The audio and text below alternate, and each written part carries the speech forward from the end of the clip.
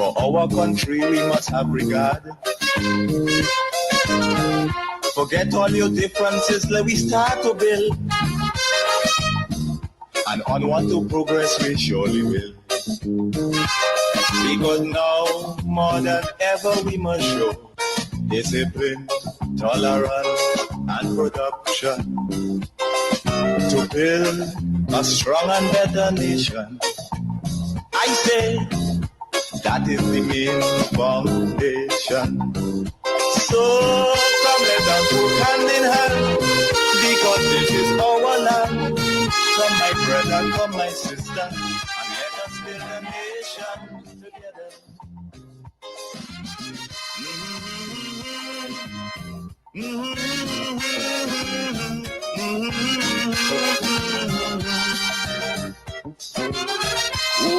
Come, my brother, come, my sister, and let us build Grenada, Carriacou, and PT Martinique together.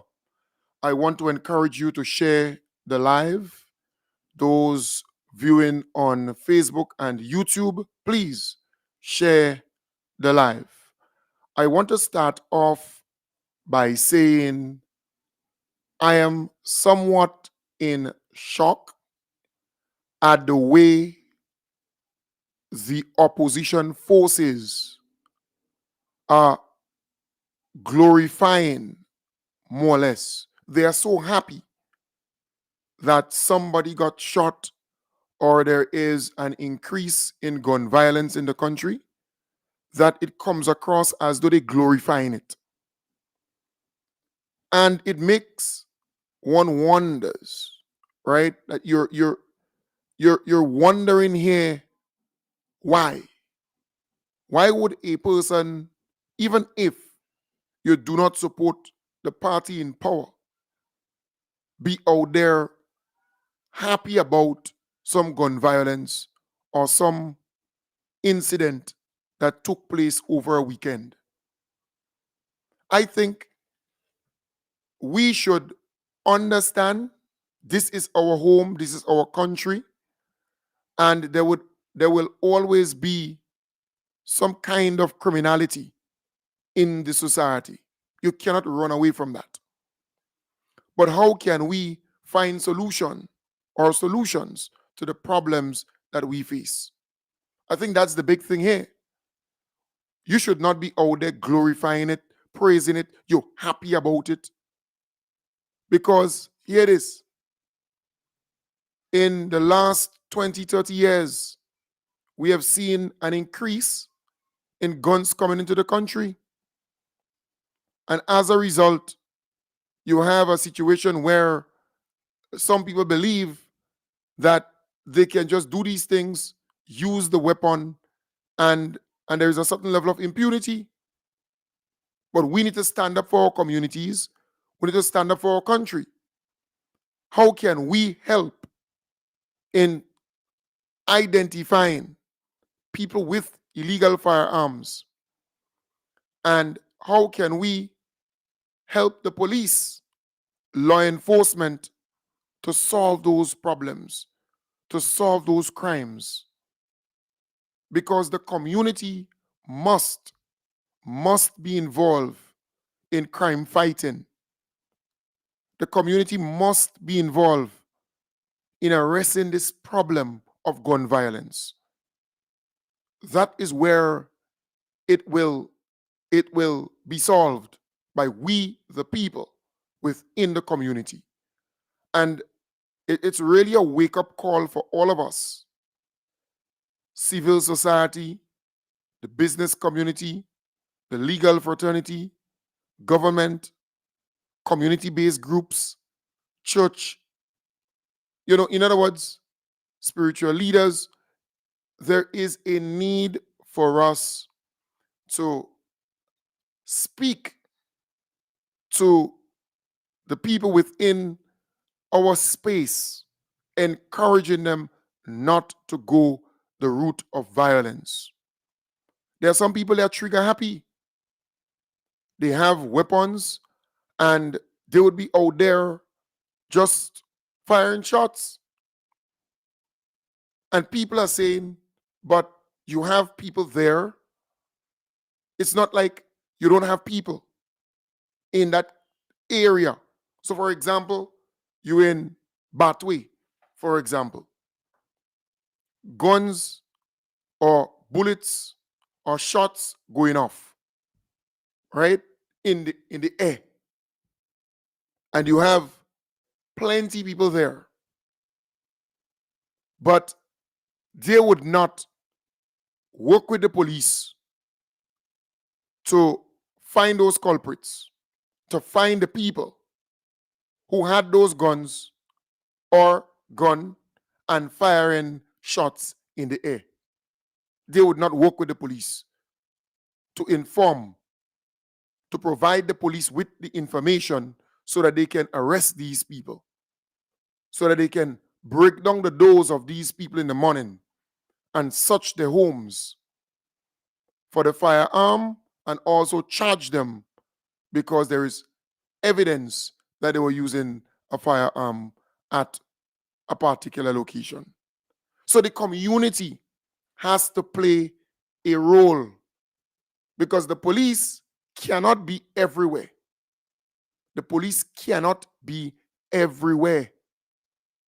As a result, we need to help the police to arrest this problem. And I gave you a typical example. You're in an area, someone using a firearm or couple people doing so. They trigger happy. They want people to know that they have a gun. They want people to believe that they bad. But you know these people and you will not even inform the police about it. But again, the police needs to instill that level of confidence in the public. The public needs to know that if they call the police and say to the police, this guy has a firearm or he used a firearm at this particular location, right? That that person's identity will be protected.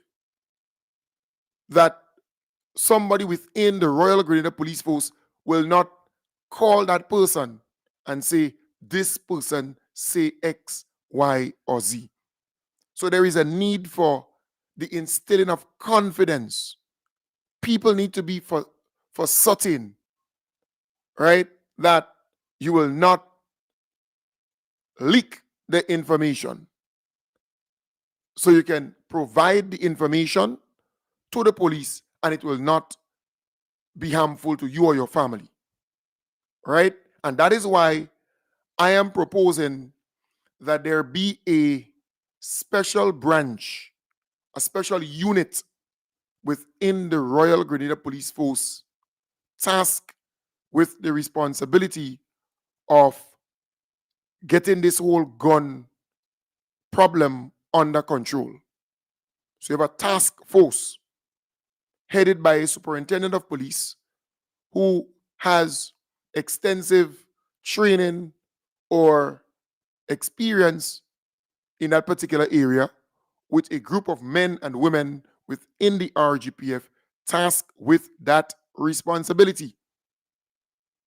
Also, that there be a line, a direct line, a hotline to that particular unit 24 hours around the clock. So it's not just the 911 number, but people knowing that they can call this particular number to report matters of, matters surrounding guns, surrounding gun violence, surrounding people who have illegal firearms, people who, talking about it, any intel surrounding that. It is so important.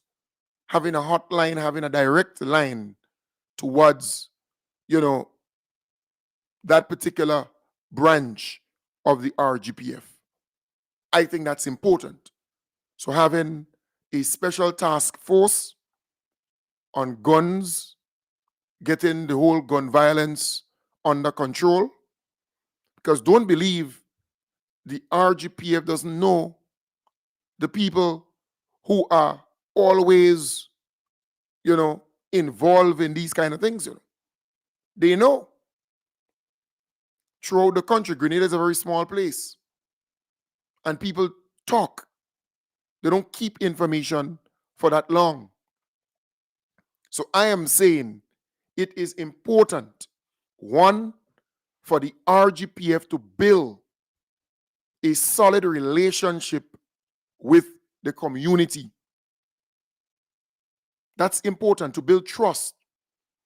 In days of old, you had that within the RGPF, where people look up to certain police officers, right?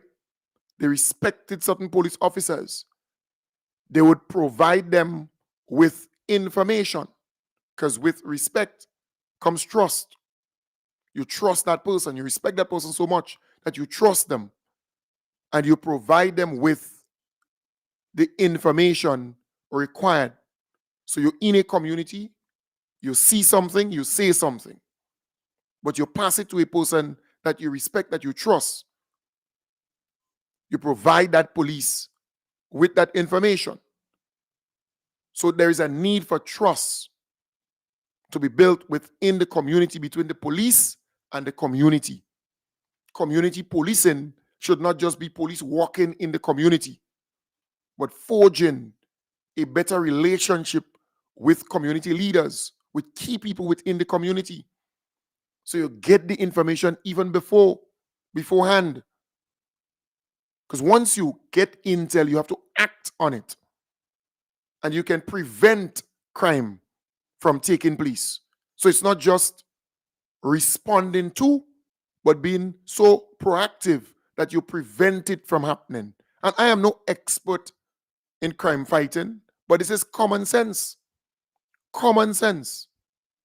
So one, there is a need to build a solid relationship between the police and the community. You need to have at least 10 or 15 police officers responsible for that. And if you need outside people, meaning people outside of the RGPF, to help you, to engage the community, to use strategies to get them on board. I see the police is involved in football, in cricket, in basketball, in community activities. That's great. That's a good thing. You build trust that way. You become a part of the community. Community is very, very important in the fight against crime, against gun violence. So I want to encourage the police, the RGPF. You have to take initiative. You shouldn't have to wait for somebody to tell you to do X and do Y. You have to initiate stuff. That is what leadership is all about. Not waiting for somebody to tell you, do X and do Y and do X and no. Take leadership. Do certain things to instill confidence. Because the public is looking. The public is observant. They're concerned and they have a right to be. I am saying the community needs to be engaged. There is a need for a better relationship. So you can get intel, you can get information, a better relationship with the community. That's important. Very, very important. Right? Then there's a need for a task force, special task force on guns within the RGPF. 25 police officers, 30 police officers, headed by a superintendent and having an inspector and a sergeant or so as part of that. And that's their task, identifying the hot spots, getting such warrants, searching the homes of these people regularly, breaking down their doors often. After a while, they will become very uncomfortable. That's very, very important. Those hotspots, they are known. People know where those hotspots are and where the people with guns are in this place. Right? So I am saying there's a need for a task force to work on this, but the community must be engaged. And parents, people generally, you lie with some partners, you know that he doesn't have a licensed firearm. He can't get one. He shows up with a gun. Any reasonable or any patriotic Grenadian would ask him, well, where you get a gun from? Why you're carrying a gun? There's a gun amnesty in place. Why not hand it in? Take advantage of the gun amnesty. You're not going to go to jail by handing in the gun. Do so. Hand it in. Why do you need a gun in the first case? Why? So you're wrong friends, and you have a gun. But your friends not telling you anything because they believe you have a gun, you're big and you're bad. And they believe it's kind of normal. It's okay. You having that. No. You need to speak to your friend and you need to encourage your friend to bring in that gun. There's a gun amnesty in place and it will end in July. That is what a good friend will do. You're a mother or a father. Your son comes home with a gun. And don't believe they don't know. They know. Your son comes home with a gun. He doesn't have a license to carry a gun. So why then do you just brush it aside and see it as normal? You speak to him, you're not listening, get the police. He may thank you years down the road because you encourage him to bring in the firearm because there's a gun amnesty in place. He doesn't want to. Then you need to do what you're supposed to do. You need to do what you're supposed to do.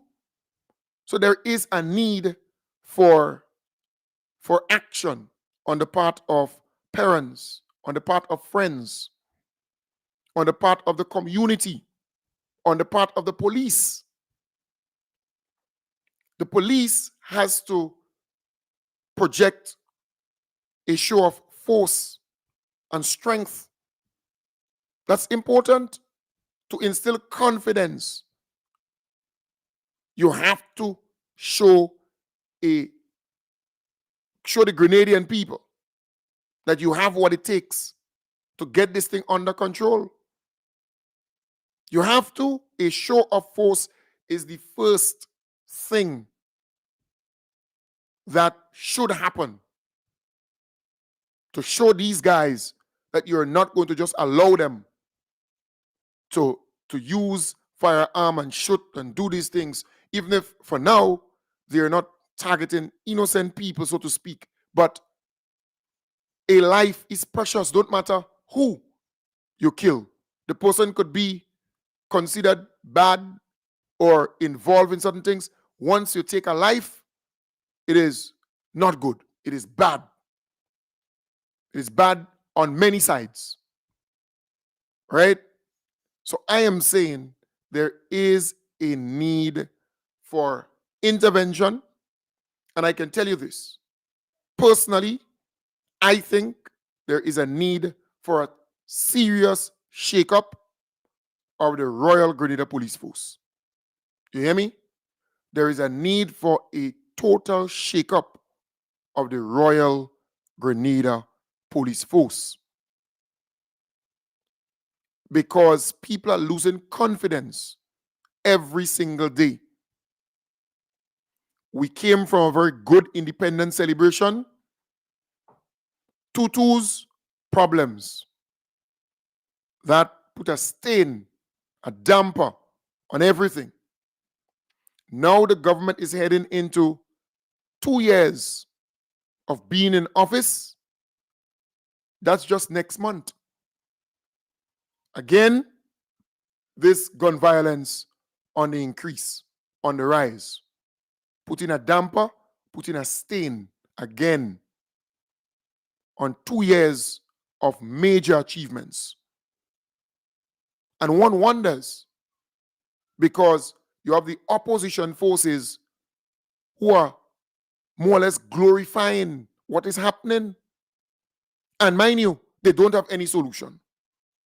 The opposition forces, they are not putting any solution on the table. Right? They are not. All they do is to condemn, all they do is to glorify, because they're more or less praising what is happening.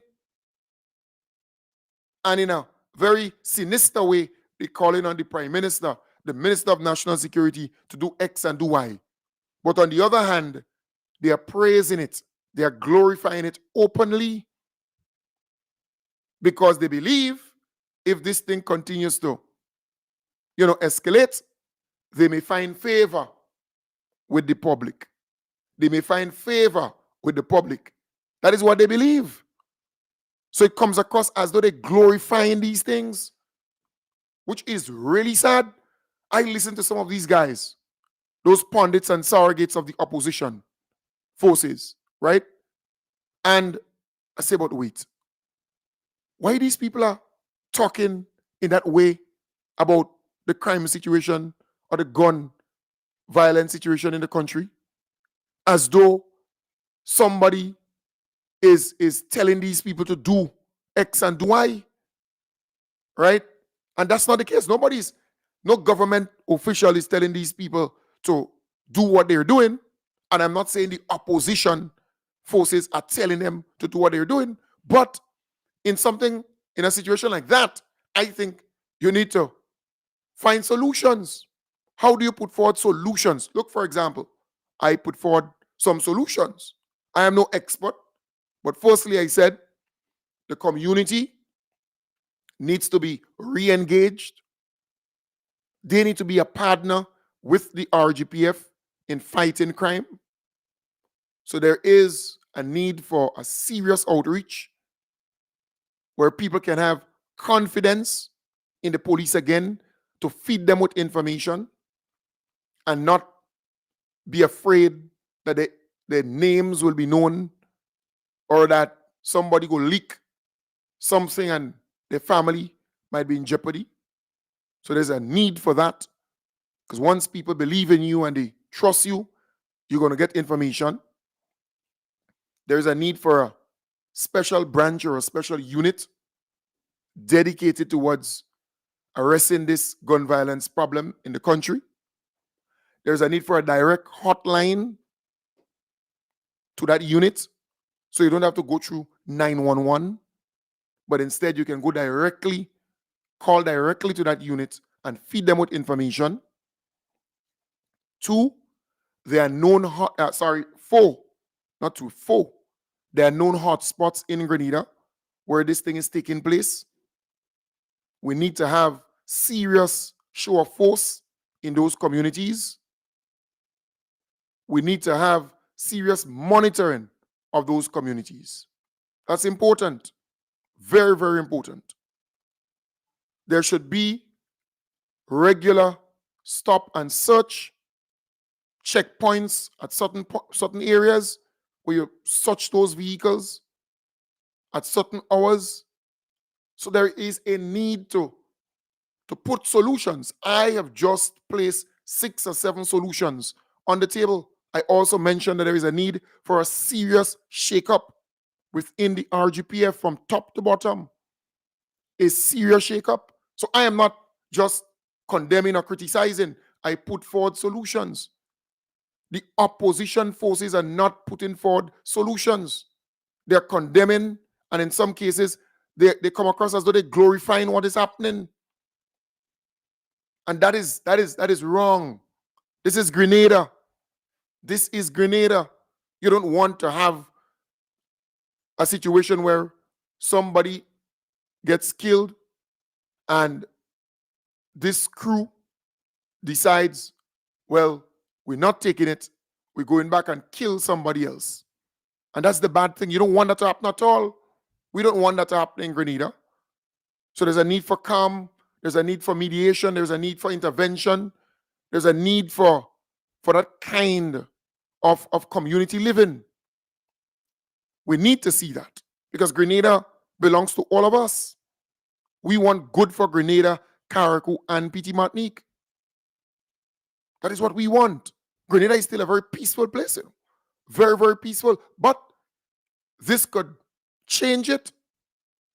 This could change it. We need to see some tough action taken. We need to see that. We don't need to wait for another person to go down or another person and another person to go down. We don't need that. There is a need for the Royal Grenada Police Force to become more assertive, more proactive when it comes to gun violence. There's a gun amnesty in place. That is great. That's wonderful. The people with illegal firearm, you need to know that you can hand it up and you will not go to jail. You can do that now.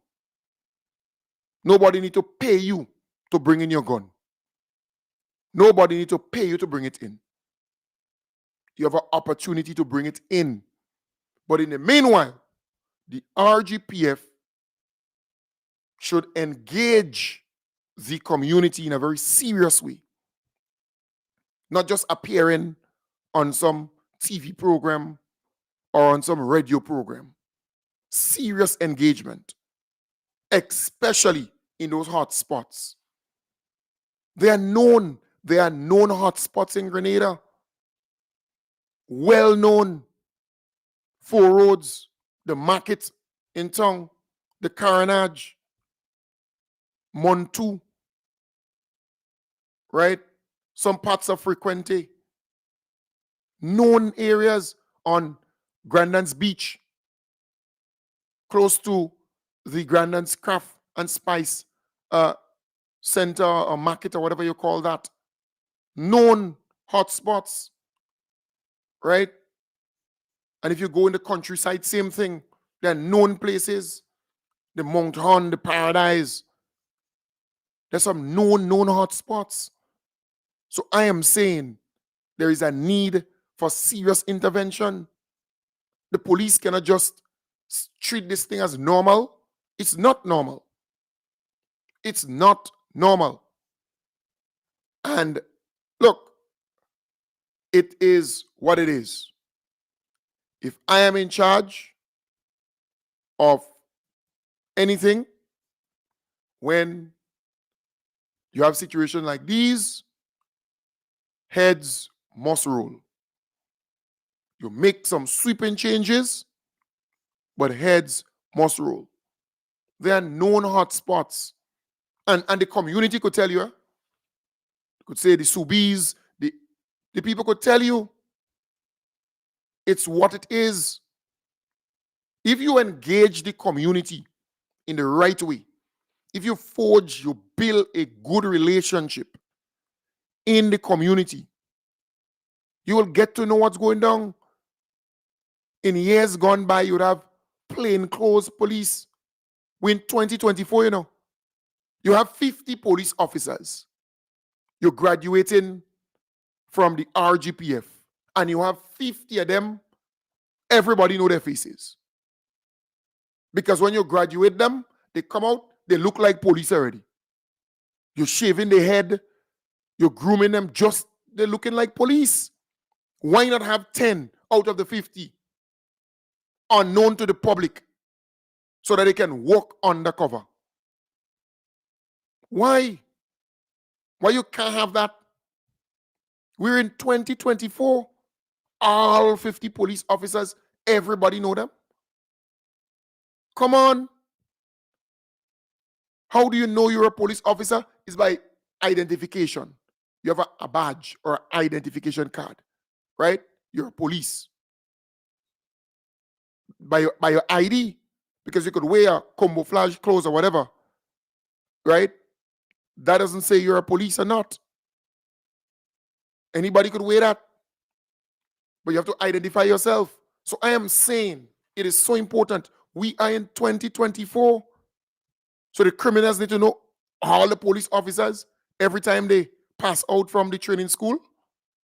Come on, why not have 10 undercover trained, but the full 50 you pass them out on a big parade and camera and TV and come on, you have to have some undercover police officers, right? Who can feed information to you. You have to have that. Where they can go in the gambling house, for example, and gamble just to get information. Where they could go in the rum shop and pretend that they're drinking, or if they're drinking, drink a beer just to get information, to feed you with information. Who'd go among them gang men, who'd be around them, they don't even know they're a police, and they feed in with information. They're feeding you with information. That's what you need. You need intel, you need data, you need information. But if they know that that person is a police, you think they're going to give them information like that? No. So you have to be able to train certain people to be undercover, to be informants, to be able to feed you with information. They're police officers, but they need to be on everybody. You're passing out everybody one time with uniform, with a short piece of thing, and you know, come on. There should be 10, or even if you don't want to have 10, 5, 6, 7 of them, train undercover, privately, police officers with the responsibility of going in certain areas and not moving like a police. Ordinary, there are men who driving bus, right? They have locks in some countries around the world, driving taxi, and they're police. They're shopkeeper in certain areas, and they're police, undercover, feeding the RGPF with information would be very important to curb this and control the situation in the country. Everybody know who is police and who is not police. Come on, everybody know everybody. How then do you get certain information? We could do better than that. We could do better than that. Every time you have some graduation of police pass out or whatever they call them out of the school, 50 of them, everybody coming out. No, no, no, no, no, no, no, no. That's not smart. It's not smart. So I am saying it is so, so important that we rethink the approach in going forward. We need to rethink the approach. We need intel. We need data. We need information. Right? There should be unmarked vehicles too. Police out there with unmarked vehicles. You don't always have to be marked and everybody knows police. Working undercover, getting information, solving crimes. It's so important. And this is kind of common sense, you know. It's common sense. You don't need to be a genius to understand these things. Common sense. So I am saying on this program, we are putting forward solutions. We are not criticizing for criticizing sake. And that is what the opposition forces need to do. Put forward solutions. This is our country. This is our home. We all feel it when somebody gets shot or when someone dies from gun violence or anything, any violence whatsoever. We are affected in some way, right? So there is a need for all people's approach, all of us coming together to arrest this problem, because it can be, negative. It can negatively impact this country. And hear this, it can have a ripple effect, because you may say, well, I'm not involved. I am not directly involved in this thing, and I don't care. But eventually it will come home, because you may have a business. You may depend on Carnival. You may depend on certain things, and you will be impacted indirectly. So we all need to work together to control this thing, to curb it, to arrest it. We could do it. We could do it. In a moving appeal to the nation's youth, Prime Minister Dickon Mitchell urged young men to shun the use of guns as a means of solving disputes. Addressing a pressing concern that has plagued various communities, Prime Minister Mitchell emphasized the urgent need for alternative approaches to conflict resolution, highlighting the tragic toll extracted by gun-related incidents. He implored upon young men to consider the irreversible impact of their actions on individuals, families, and communities. We have to value our lives, right? Firearms, as I've said repeatedly, is a lethal tool. It really was invented to kill. And the fact is, as we've seen in recent times, when one kills one, they both go to the grave, they both leave a grieving family, and then you leave a stain on the nation, you leave a stain on the family, you leave a stain on the village and the community. So this is a personal appeal first and foremost as a young man, to the young men, to appreciate that whatever differences that we have amongst ourselves, that we can talk these things out, we can mediate these things, we can negotiate these things, we can discuss these things, we can even take it out on the basketball court and on the football field and on the cricket. You know, that's the civilized way to do it. You could even sing songs about it. But the reality is ending each other's lives doesn't help you, it doesn't help the family.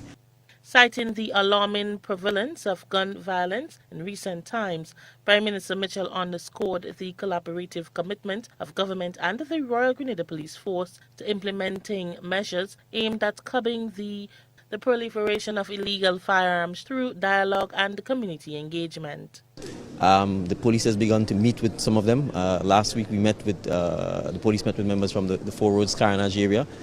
Minister Williams and others met with some of the from Grandlands. I've also indicated to Commissioner of Police that I myself am happy to meet and engage with the young men in particular, because we recognize that's where a lot of the challenges, as well as some of the older men who may be encouraging or supporting this sort of behavior. Prime Minister Mitchell also urged the young men to take advantage of the 90-day gun amnesty now in effect. We're in the middle of the gun amnesty. I want to appeal to the young men because it's clear that there are firearms out there. That is why we did the amnesty, to hand in the guns. So we really want to take the opportunity to appeal to them, to say this is not going to end well for you, it is not going to end well for your families, it is not going to end well for the country. And ultimately, all of us as Grenadians will suffer. So I want to also appeal to citizens who know them, who can take the opportunity to speak with them, to encourage them, to turn in the firearms, to not engage in the violence, and to help them address whatever some of the challenges or issues they may have in their villages and in their community. Stakeholders, including civil society organizations and individuals, are also encouraged to join hands in the collective pursuit of a safer, more peaceful Grenada. It is believed that it is only through unity that the nation can overcome the threat of gun violence and pave the way of a brighter, more secure future for all. Yes, and I think that's the approach. That's the approach. Well said there, the most honorable Deacon Mitchell, our beloved Prime Minister. And he's bang on target. It has to be an all people's approach. It has to be all hands on deck to curb the increase, to control, to arrest the gun violence issue we have that's raising its ugly head in the country. It can't be politics. I listened to the Pre-Due Cause program and I heard this NNP surrogates, making this thing into politics and who invoked soul and who during election and you wonder.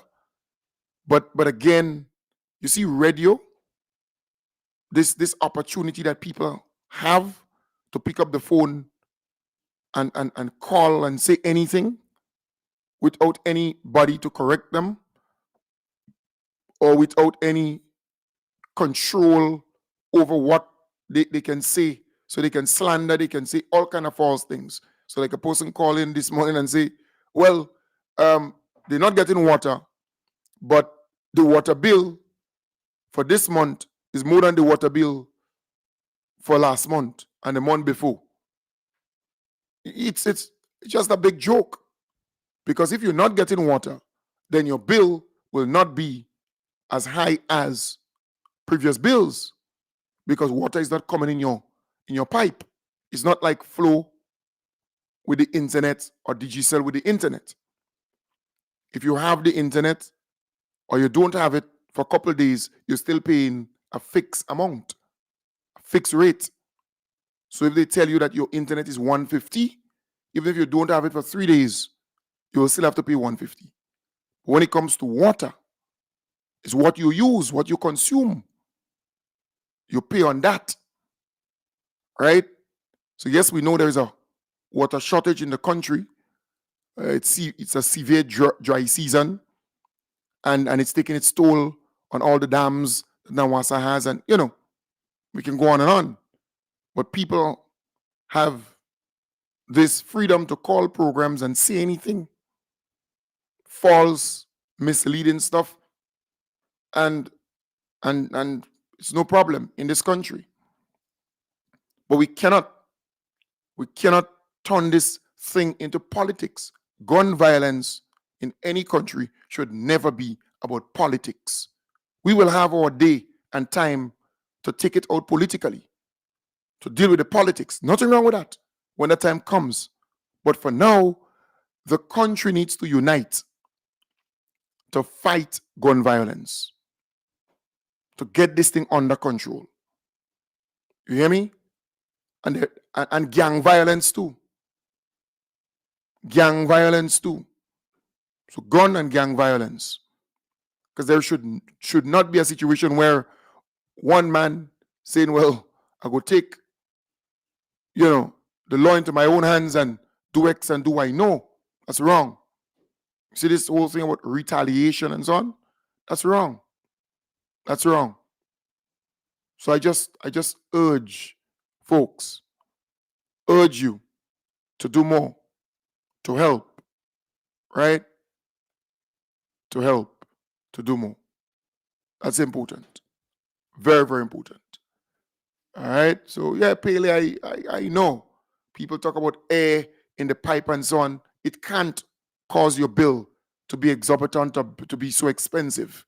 Just can't. If there is no water in the pipe and if it comes back on, yes, you may have a little impact. The air in the pipe or whatever may have a little impact on the meter and so on. But generally speaking, it's exaggerating. It's based on your consumption, right? Based on the amount of water that you use. It's, for example, I have a tank here and a pump. So I use water, and when it comes back, it will go straight into the tank and fill the tank up or so that the tank is always more or less full or filled because of how it's done. But when I look at my bill, it is not that different. Maybe a $5, $10 more or $20 more. But generally speaking, the bill is a wrong range, right? So what it is, water is pretty cheap in Grenada. Water is very cheap in Grenada. Just that Nawasa doesn't have the amount of storage required. So now that they have some tanks that they're building around the country, it augurs well for us for the next season. But for now, we have to cope and find ways of surviving this water crisis. And it's not only Grenada, it's throughout the region. We are faced with a severe dry season. And it was foretold. We were told that it would be very severe. So we have to cope. And some of the restrictions and so on that they put it in place, we have to adhere to it, because a man would take water from the tap and wash his vehicle down, while you have people who want that same water that he's using to wash his vehicle down to drink or to bathe or to send their children to school, to get a clean bath to send their children to school or to go to work. And while you have your money paying for the water, right? But you're taking it from the tap. And that water could have been used by somebody else who will be paying too. So sometimes we have to understand, you have to kind of come to that place where you understand the need. Water is a need right now. It's needed. It's not just a want that you want it, you want to drink, or you want. It's needed. It's not easy, it's tough. I am saying the little restrictions and so on that Nawasa is putting in place, it is very important, especially now. Very, very important. So let us walk around that. You don't need to wash your vehicle right now because there are other families who need the water that you'll be wasting on your vehicle. All right? So there are some areas where we still have water. Thank God for that. And that's the beautiful thing about Grenada. There are still some areas where you can, still get water. And we give thanks to God for that. All right? So again, I am simply saying we need to work together to arrest the crime situation in the country. We need to work together to do that.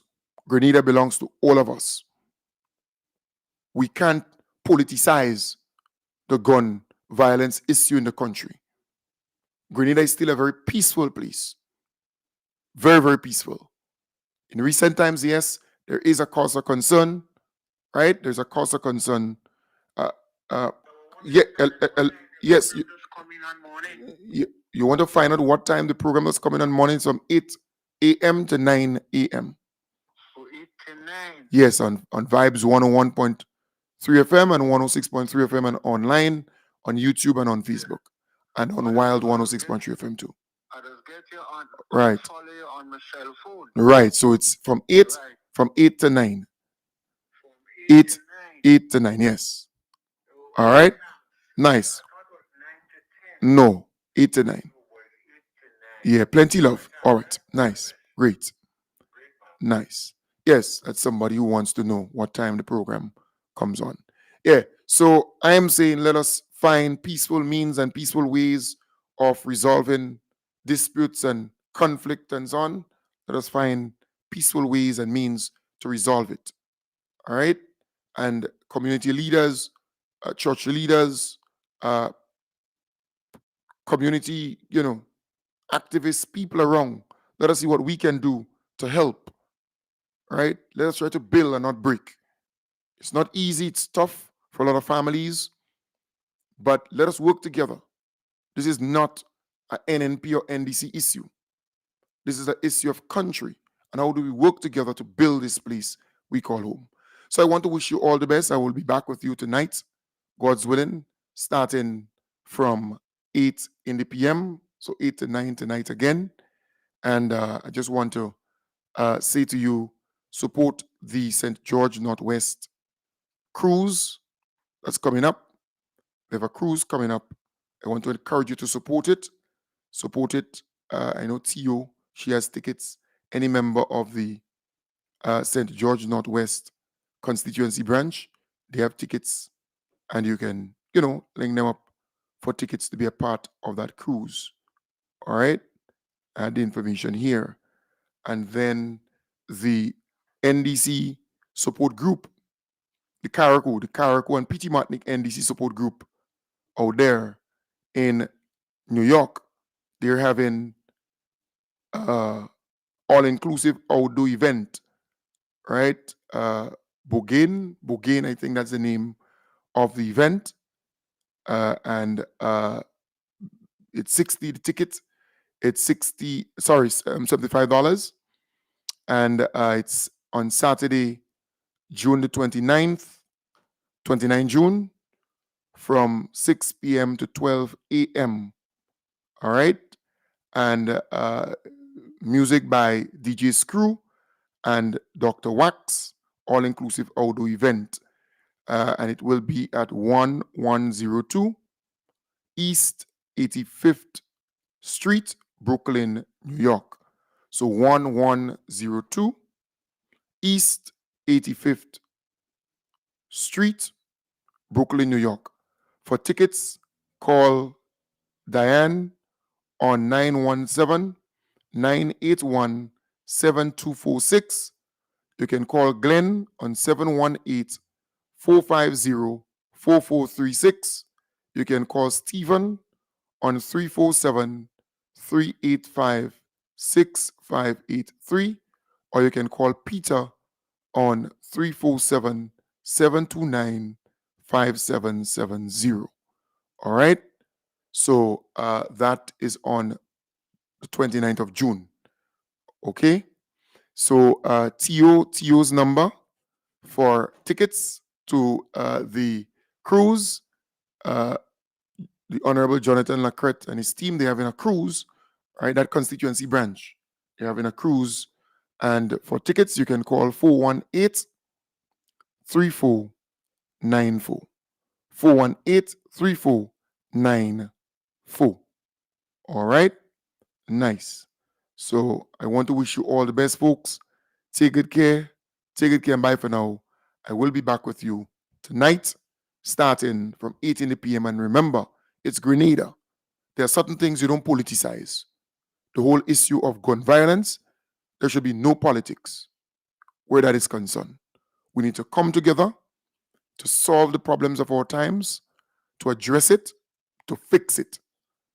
There's a need for a total shakeup of the RGPF because, you have to be responsive at this point in time. All right? Right. So, folks,